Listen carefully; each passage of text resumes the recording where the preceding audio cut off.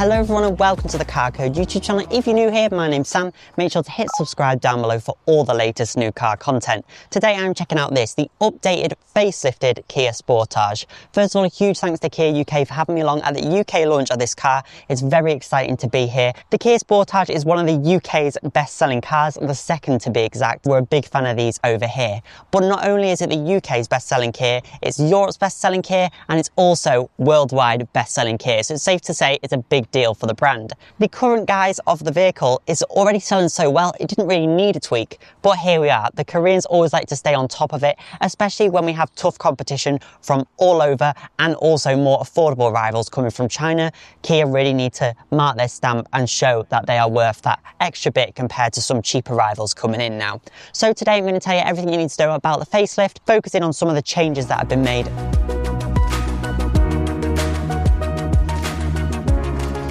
So starting off with the front end of the facelifted Sportage, this is where we see the biggest change outside the vehicle. Slightly tweaked Kia Tiger nose section up here and then a bigger grille down here, which does look really nice. You have a wider, flatter look overall for kind of a more aggressive, more impactful design, and it definitely looks more modern. Kia are trying to bring it in line with their newer vehicles, especially the electric cars like the EV3 and EV9 with the really strong styling, which does look really impressive. I did say on my review of the pre-facelift Sportage that I would love it if these would be the indicators, and take a look at this. The indicator GT Line S looks incredible, very impactful, and yeah, I think that's such a good improvement. On the Pure, it's not quite as crazy, it doesn't all do that, it's just a smaller one. Unfortunately, on the GT line, if you want those fancy indicators, you're also out of luck. You have to go for the top spec GT Line S, which is the case for quite a lot of features, but it is nice on the top spec that you just get everything, but you just have this indicator down here. You can see here as well, the radiator grills shut off when they don't need the cooling and they open again. There you go, it's opened again. So if it needs cooling, they open. If it doesn't, they shut, which is quite nice. And it means you don't see the radiator a lot of the time, which is good. It also gives it a bit of protection when it is shut. So that's a great thing. I'm not a massive fan of seeing the radiator behind the grille. The Volkswagen Group products, especially when the radiator is at the lower section, can be really quite obvious. So this is a nicer design, I think. You can see on the Pure model as well, it's slightly changed. This is still the matte plastic like you had on the previous 2 and 3 specs. So it doesn't look quite as good as the gloss on the GT Line S. And then you've got these sections that go down to give it a more squarer front end. Obviously in the white it's quite a contrast. I'm not sure what I think of it, but I do think again it looks more modern than a pre-facelift car for sure, and there's less of a change I suppose on the lower Pure trim than it is on the GT Line S that look like they've got bigger changes to them. Unsurprisingly, the side of the Sportage remains pretty much the same as you see on most facelifts. However, they had made one tweak which I think is very welcomed, and that's this strip along here now in gloss black, and up here as well, just looking a lot nicer. It was previously in silver and it had more of a disconnected look. It just looks nicer in my opinion than in silver. What do you think though? Let me know in the comments down below. I think this has a sleeker, more modern design. GT line does include the keyless entry, but it's still one of those black plastic buttons which I'm not a big fan of. It just looks quite ugly and a bit dated now. However, the GT Line S does have the touch sensitive one, which is just easy just to tap and easily lock. To the rear of the car, Kia have given it a slight subtle tweak. These internals of the taillights are changed slightly to look more square, more modern. Same down here, you've got a chunkier, squarer look, especially on this GT line and the GT Line S model. You still have a gloss black insert in the bumper, which does look quite nice. This isn't a taillight bar, it's just gloss black, but I do really like the effect it has. If you're wondering where's the rear wiper, I'll show you that if you've not seen on a Sportage before. There we go. So that is quite nifty on the Sportage, that it's tucked away and wipes it. So it's nice, so you have the kind of nice hidden clean look, but you still have the practicality of the rear wiper, which is fantastic. As for your colour options on the Sportage, there's a few different options to choose from. As standard across all specs, it comes in the Fusion White Metallic, which does look nice. It actually suits the car very well, and I think it's probably one of my favourite colours on the vehicle. Optional colours start at £675, including this Blue Flame Metallic, which does look quite good. There's plenty of these here today. It definitely stands out. It arrived on the Seed in 2018, and yeah, it's quite a nice blue. A colour that I really wish we got here in the UK is the Heritage Blue they get on the face facelifted Sportage in the US and Canada. That looks great, that heritage blue. It's very like our frost blue on the EV3, so that would have been great to see. I really like the EV3. They've got some more fun colours, and like the sunset orange would look great on this as well, so it's a shame we don't get those more fun colours. Available across the range, you've got the magma red metallic, which does look quite nice. It's quite a rich red, so something a little bit different. There is some more subdued colours though if you like something a little bit more subtle, like the Phantom Black. Penta Metal Grey available on pure model. Going up to GT Line and GT Line S, you have a few exclusive colour options such as the Experience Green and Wolf Grey, which arrived with the Shadow Edition. I really like the look of the Wolf Grey. It's a light grey colour, looks quite nice, a little bit stealthy, but a nice look to it. Top of the range GT Line S does allow you to go for Lunar Silver with the contrasting black roof for £825, which is pretty good value, and it does look nice, but that's the only two-tone option you can go for on the Sportage. This is that two-tone paint scheme available on GT Line S. I think it looks really nice to have that black contrasting roof, so plenty of options there. I'd just go for the standard Fusion White. Alloys on the updated Sportage range from 17 to 19 inches. It starts off on the pure model with these 17-inch diamond cut two-tone alloys, which look really good. They kind of look like 18s on the car. It definitely makes the wheel look bigger than it is, this two-tone design, and it looks dynamic. So it's nice to see that even on the standard model, you have a nice looking wheel. Also, this chunky sidewall is going to give you a nicer ride comfort and also more refinement. It'll be quieter on the move, so that's definitely a good thing. Going up to GT and GT Line S, you get these 18-inch diamond cut alloy wheels, two-tone again. That looks really good. This is on the internal combustion engine models, so just the normal 1.6 petrol, manual or automatic, you get these. So the non-hybrids give you the 18-inch diamond cut alloys in this design for GT Line and GT Line S. And last but certainly not least is the 19-inch diamond cut alloy wheels on GT Line Hybrid and GT Line S Hybrid. They do look really good and have more of an impactful look, but I think the smaller wheels also do look great.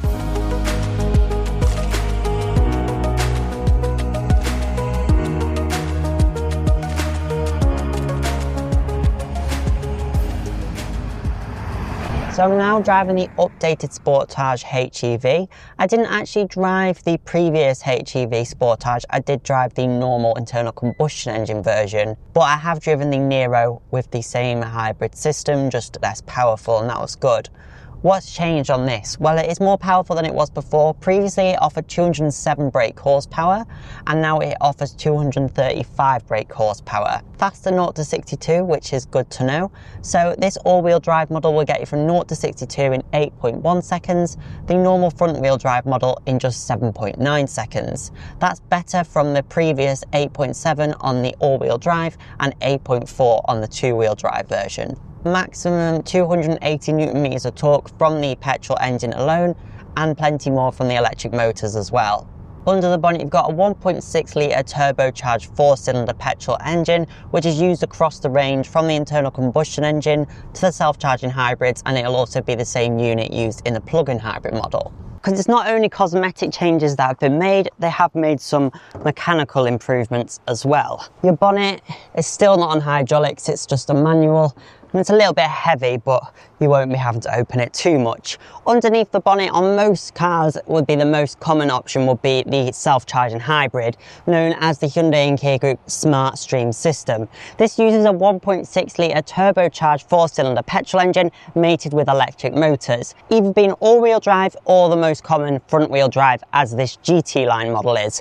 I tested earlier in the day the GT Line S with the all-wheel drive, and the fuel economy on the front-wheel drive is quite a bit better actually, so this is the one I'd stick with. You don't really need all-wheel drive, especially if you've got some good tyres on, which they come out the factory with on as standard. You can still opt for a normal internal combustion engine model with the same 1.6 turbocharged 4-cylinder petrol with 147 brake horsepower. That used to be available as a mild hybrid like what I previously reviewed with 157 brake horsepower, but the mild hybrid is no longer available. However, you can have the petrol model with a 6-speed manual transmission or with a 7-speed DCT. Manual will get you from 0 to 62 in 9.7 seconds and the auto in 9.4 seconds, so not too bad at all, and they both achieve just under 40 miles per gallon. All the hybrid models use a 6-speed automatic transmission, which is pretty good. The hybrids getting just over 50 miles per gallon, so that is pretty good for everyday driving. It's a nice engine all in all. The turbo definitely helps, and it even helps on a hybrid, giving you a bit of extra oomph, and it's the same power on the all-wheel drive and the front-wheel drive models. They're also chain driven, these, so you don't have to worry about any wet belts, which is great news. This is the all-wheel drive model as well, which sets you back around an additional £1,000, and it's only available on the GT Line S model. Same output though as the front-wheel drive model. The hybrids use a 6-speed automatic transmission, which is smoother than the one I tested in the Nero, so they've made some tweaks to it, quite welcome changes. It's quite snappy, quite smooth. You do feel the changes when you're setting off, especially. Once you're up and running, you really don't feel much changes. We're going up a steep hill now. We go, I felt it shift down then, but very subtly, and then you can feel the revs have kind of lowered down again. So it's gone back into a higher gear. So it's really quite nice. It's nice and nippy. There we go. That is great. Plenty powerful enough. So you can hear the engine sounds a little bit coarse at first, but it smoothens out so fast. One of the fastest on hybrids. Consistent driving experience, whether you're in the electric mode or not, which I really like. I don't really see why you'd want to feel especially different in the electric mode or the petrol modes in a hybrid. I think that's why some people don't really like them and they just go for a petrol or just go straight to an electric. This is consistent throughout, and hybrids have got a nice torquey feel to them as well, and you still have that grunt of the petrol, which is actually quite nice. It's honestly quite fun when you have that much power, and it kind of gives you quite an instantaneous power as well. There's not too much of a lag. Even Kia's own Sorento was a little bit more kind of sluggish feeling. Obviously it's a more heavy vehicle, but that didn't have as smooth fast shifts as this or feel as nippy off the line, which is to be expected, but it is nice that you've got that electric motor just to give you that instant torque just to go. Another addition with this facelift is in eco mode, the paddles are for your regen, which is a really welcome change. So you've got 3 levels of regen braking. For sport mode, you can use those paddles for going through the gears physically. High regen does work quite well. It's not a full 1-pedal drive. What I really like about this as well, that even in the highest regen mode, the accelerator pedal isn't affected. It doesn't become heavy like it does on the Kia EV vehicles. That's a gripe I have with those. When you have the top regen on or 1-pedal driving, the accelerator just becomes really quite heavy and you kind of have to fight against it. It doesn't do this on the regen on the hybrid Kias. We do also have a new hybrid monitor for this facelifted version, which allows you to see a little bit more detail about how much the engine has been used versus the electric motors, etc. It's not a huge benefit because the car figures itself out. You can't force it really to go into EV or whatever. It's a hybrid, so it'll always try and run as efficient as possible, especially in eco mode. But it is good if you've never had a hybrid before, just to kind of understand it a little bit more at first. When you are just cruising along, the engine is at quite low revs, just powering those electric motors as well to help your wheels spin. It's just at 1,700 revs at 55 here. Where hybrids really excel is around town and lower speeds. They do excellently. But I was very impressed with Kia's self-charging hybrid system on the Nero. If you want to watch my full video on that car, you can click up there, because I did a long-range motorway test with that car and I was pretty impressed with the miles per gallon I managed to get out of it. Obviously, this is a heavier, slightly bigger car than the Nero, so it's not going to get the figures of that vehicle, but it's still pretty impressive efficiency for this size of car. It's also really nice with the self-charging hybrid, the ease of use with it and everyday drivability is excellent. You don't need to plug it in or be worrying about that at all. Just fuel as normal, but get longer range on one tank. This GT Line S is running on the 19-inch alloy wheels, and honestly, they've impressed me. I thought it would be a firmer, more thrashy ride. You sit quite high up in the Sportage, so you've got quite a distance between you and the road. Yeah, the suspension's got a little bit of floatiness to it in between those bumps, so it's actually quite nicely dampened. See how it corners. Quite nice, it's quite confident. They have done some tweaks to the suspension, so when it goes around the corner, it shifts its weight more to the rear now. to help you be more stable on the corners slightly, which is clever. If you want something further sportier, the Kuga definitely offers that and has a little bit more of a dynamic drive, but this is actually really nice. You'll find as well it has more of a polish over the Chinese rivals as well, so slightly more refined, slightly better build quality in places, and a more familiar feel as well, which is always nice. A standout feature on the Sportage as well is the refinement of the vehicle. It is one of the best in the class for how quiet and smooth it is on the roads. It is louder on the 19-inch wheels than it is on the smaller rims, so something to be aware of. You get a little bit of wind noise at these higher speeds and a bit of tyre noise. As I say, it's a little bit more tyre noise than what you get from the smaller wheels. Bit firm over harsh bumps. You have arrived at your destination. Okay, so now we're going to take the GT line hybrid for a quick spin. But this is the two-wheel drive, front-wheel drive option, which is going to be the most popular car in the range most likely, is the mid-spec car with the normal hybrid. I obviously drove the GT Line S all-wheel drive top whack model before, and I wanted to test out the front-wheel drive model because I know the fuel economy will be slightly better. You still get the 19-inch alloys on this though. There's not as many bells and whistles on this GT line model versus the S, so you've just got manual seats and not as many nice features, which is a bit of a shame, but it is what it is. My fuel economy is already looking a lot better, which is great. Of course, the GT Line S will get slightly less economy anyway, even in this guise, because it's got more weight from the sunroof and a little bit from the sound system. That won't make much difference. Just little tweaks like that. The electric seats are quite heavy. They all add weight to the car, which of course makes it less efficient on the road. It likes to go into electric mode a little bit more than the all-wheel drive model did. This is 0 to 62 in 7.9 seconds instead of 8.1 on the all-wheel drive model. Yeah, it definitely shifts faster than the Nero that I tested out, which I liked anyway. This feels torquey and light. It does feel a lot lighter on its feet. Around town is where hybrids really excel and where I definitely recommend one. If you are hoping for a plug-in hybrid Sportage, you're in luck. It will be coming before the end of the year, the plug-in hybrid version of the vehicle. Now leave the roundabout. Please follow the road for 1 mile.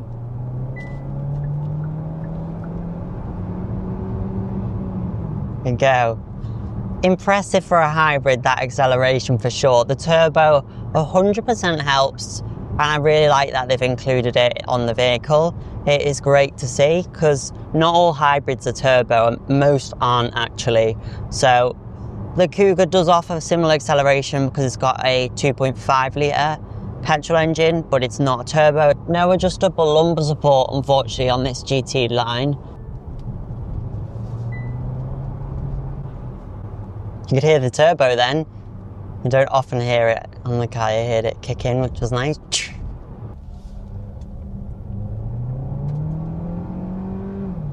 Tiny bit of torque steer there, it felt like.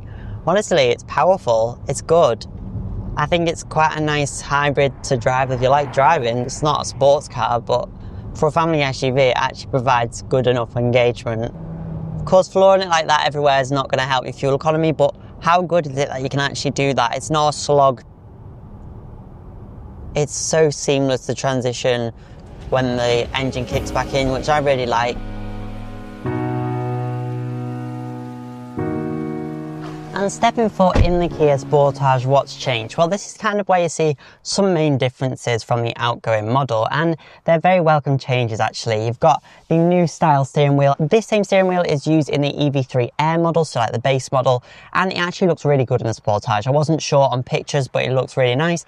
Really easy to use with the buttons, all proper physical buttons, so that's great, and it is quite ergonomic. GT Line and GT Line S bring this two-tone design to the wheel, which is really nice. Also, they've improved the material in the middle. You don't stroke the centre of your steering wheel, it's not a dog, but it just felt a little bit cheap on the previous one, and you could kind of just see it look quite grainy. It just looks nicer to the eye. You've still got this lovely switchable display between media controls and also your climate controls. They're really easy to use, very user-friendly. I really like that. You've got wireless phone charging on this top spec model. Another thing they've listened to with customers' feedback is getting rid of the piano black. So this is nice kind of dark grey finish, a little bit Genesis-like, and there's a little bit of gloss black just at the bottom of the dash, but it's not too offensive and it's not going to pick up too much fingerprints. Being the top spec GT Line S, you get everything on this car. Kia don't really do options, just your paint colour, everything else is on each trim. With the GT Line S being top trim, you get the full opening panoramic sunroof,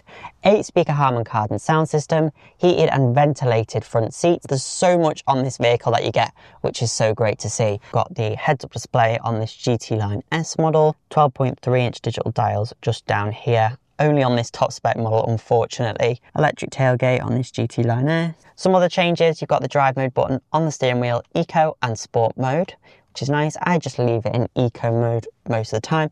And on this all-wheel drive model, it also brings this terrain mode button here. So you've got snow, mud and sand mode on there. I really love these seats as well, with the light upper and the Alcantara inserts. They're really nice. You still have little bits of cheaper materials down here, still down here as well. It's that very kind of hard, not the nicest feeling plastic, but it's not a major deal. A lot better than it was on the pre-facelift models, so that's nice. It has a nice kind of more upmarket feel. The screen is facing towards the driver, which is really nice and driver focused. 12.3-inch digital dials, unfortunately they're exclusive to this top spec GT Line S. I would have liked to see the twin 12.3-inch displays standard across the range. As standard, you do get the 12.3-inch navigation screen across the range, and also wireless Apple CarPlay and Android Auto now is standard, instead of needing to be plugged in. But you don't get the digital dials across the range, you just get a 4.2-inch TFT on Pure and GT Line models. These are the semi-digital dials you get on Pure and the GT Line models. So as you can see, you've got the kind of digital analog speed, the digital analog revs. I do actually really like the fact it's got a rev counter on a hybrid, because some cars don't, like the Honda range, they just don't have any rev counter on the hybrids. Battery gauge, again, is like a digital analog, as is the fuel gauge. You can't have the speed in the middle of this one, and obviously there's no heads-up display, so your speed's always there, but it is very clear. Central touchscreen though is identical to the other models, which is great to see. Obviously GT Line S gives you the dark headlining. On the Pure model, you will just have the light headlining. So GT Line is going to be the dingiest inside because it doesn't have a sunroof and it has a dark headlining. And this is the interior of the GT Line model, the mid-spec car. Quite similar to the GT Line S, but there's just less gadgets and gizmos on it. So you still have the 12.3-inch central screen, but just the TFT in the middle. It does look good though with like the graphics. It's very like the Nero screen, so I do like it. Obviously no heads-up display, no sunroof, no Harman Kardon sound system, no wireless charging, no ventilated seats. So yeah, you miss out on a few things, and the ventilated seat buttons are still there. They're just blanks, which is a little bit annoying. Still though, you've got the same steering wheel, which is nice, and it still has heating function as well, which is great to see. I'll pop it into reverse. You can see you still do get a rear camera on the vehicle, and you get front and rear sensors as standard too. GT Line S does have these 360 cameras, which is quite good. And the rest has got front and rear sensors and a rear view camera, which will do me just fine. The handbrake doesn't always automatically come on unless you're on a hill, which is a bit annoying. I do really like it on a car. When you put it in park, the handbrake comes on. It does make things a little bit easier.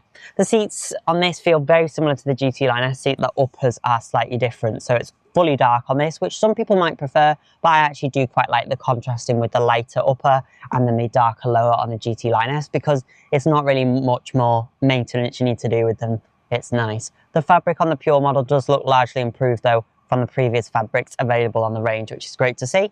You still have this grey material down here. Again, very similar. Materials are all pretty much the same, which is good to see. So even though you've got a lower trim, you don't have a really cheap feeling cabin. It feels very similar. So yeah, I actually really like the interior of the Sportage. It's really nice, user-friendly, and just comfortable.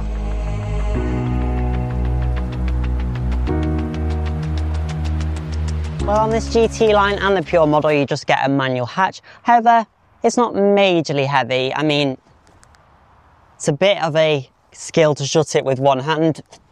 You have to give it a good kind of thwack, but with two hands it's okay. Space itself though is pretty much unchanged and remains very impressive. As the mild hybrid has gone, that did actually take up some boot space on the mild hybrid model. It's just a pure petrol now, so it's not 562 litre boot, it's now 591 litre boot on the petrol models. And on this self-charging hybrid model and the self-charging all-wheel drive, so that's good, they got the same boot space, yet 587 litres of space, so it's actually really big. Only just beaten by the Tiguan with over over 600 litres of boot space. It's bigger than the Ford Kuga boot, it's bigger than the Jaecoo 7 boot, it's bigger than a lot of rivals, CX-5, etc. So it is one of the biggest in the class, which is great to see.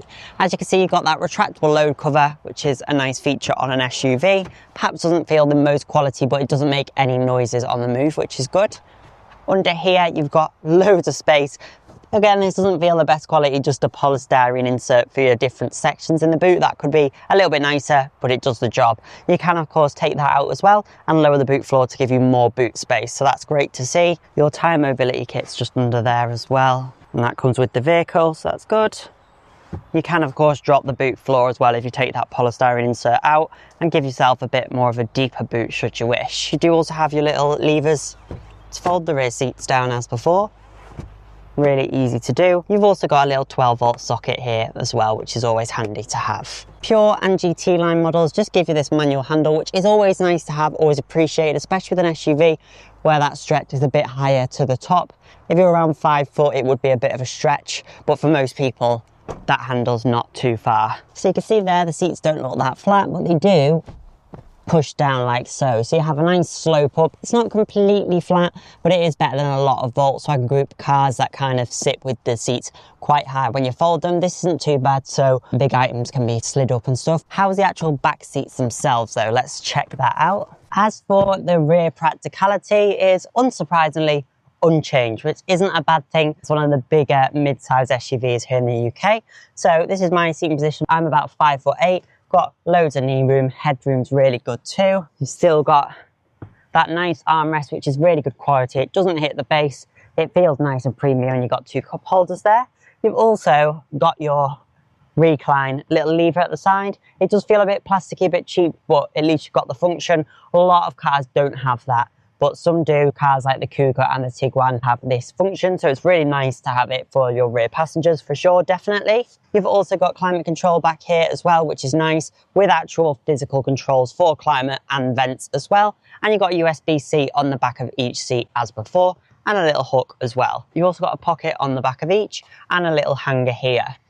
Yes, with the dark headlining, it is a little bit darker in here, especially with tinted windows. It'll obviously feel brighter in area in the GT Line S with the sunroof, and in the Pure that has a light headlining, the GT Line is the darkest inside. How is the middle seat? Well, this is all the synthetic leather material, which feels nice. There's a bit of a hump in the floor, but it is wider, so kids, if they had smaller feet, you could put your full foot on that section. It's actually not too bad. It's a bit firm on the back, as we see with most vehicles, but it's one of the better ones out there, actually. I'm wearing a jumper, so that's helping pad it a bit, but it's not awful. There is some cars that are kind of more of a perch in the back, such as the smaller hybrid available at a similar price to this car, actually, the Honda HR-V. If you want to watch my full video on that car, you can click up there. But yeah, rear space is actually quite good. ISOFIX points are nice and hidden, but still easy to find, if that makes sense. So they're not an eyesore if you never use them. And you still have nice materials throughout the back as well. Bit cheap on the door tops, but you still have this Alcantara insert, which is nice, and bits of the leatherette still, so that is really great. You just have a normal standard 6-speaker sound system in Pure and GT line models, so not the best. It's better on the GT Line S. That's kind of like the show car, if you like. It's got everything on that vehicle, so if you like your gadgets and gizmos, that's definitely the car to go for.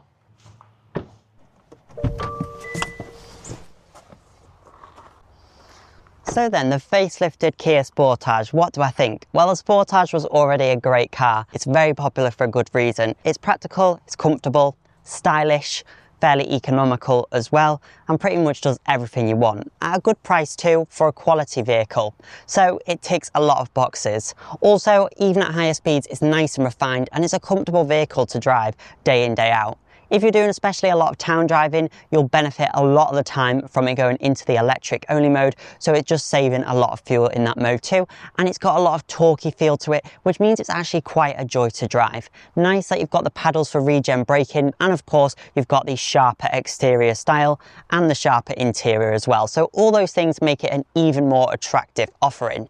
Yes, there is quite a lot of competition in this segment, but I think Kia have done enough to stand out and to keep them in the top sales charts. Performance-wise, having a smoother transmission and a little bit more power is making it even nicer to drive as well, and it's great to see that a manual is still available in the range. Hopefully I will be reviewing that model in the future, but today I've focused on the self-charging hybrid models. As I said, a plug-in hybrid model is coming later in the year, so do keep an eye out for that one. Thanks again for watching, and thanks again to KIA UK for having me along at the event for the Sportage. I hope you enjoyed this review, and I hope to see you in my next one.